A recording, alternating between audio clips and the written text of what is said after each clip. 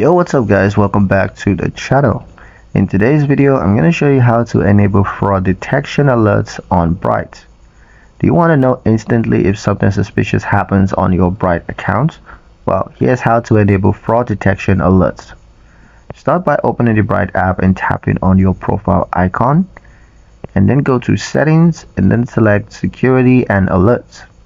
Tap on fraud detection alerts, and then you can enable alerts for unusual transaction patterns, as well as login attempts from new devices or location, or for failed login attempts, as well as large or international transactions.